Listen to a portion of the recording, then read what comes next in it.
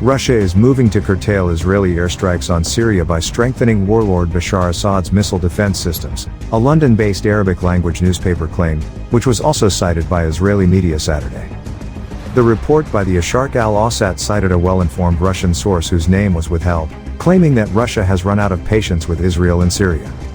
It said that the move by Moscow was the result of talks between Russia and the United States, which, according to the source, gave the impression that Washington does not welcome the continuous Israeli raids.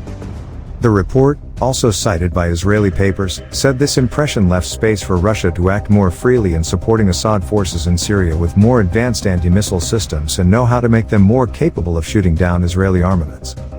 These claims of curtailing Israeli raids were deemed effective by the Arabic paper, which was not confirmed by an outside or independent source.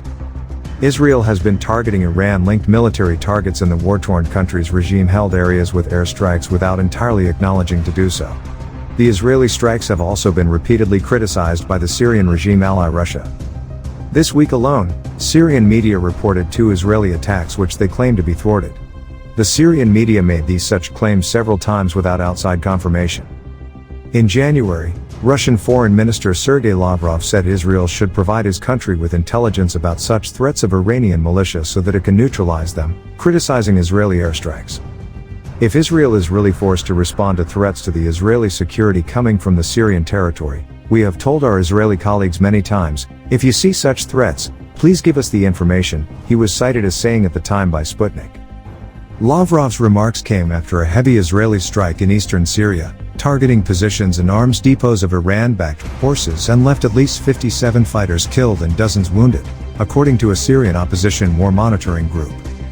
Those airstrikes were carried out with intelligence provided by the U.S., a senior American intelligence official told the Associated Press, AP. Since the start of the civil war in Syria, Russia has been supporting the Assad regime and continues to build a military presence in the country.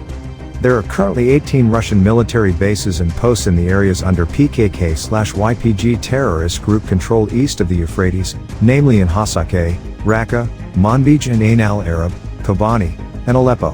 Most recently, in mid-July, Russian Defense Minister Sergei Shoigu said during his visit to the Rosvertal helicopter manufacturing factory in Rostov-on, Russia, that his country tested over 320 types of weapons in its operations in Syria. The helicopters manufactured at that very factory were also part of their operations in Syria.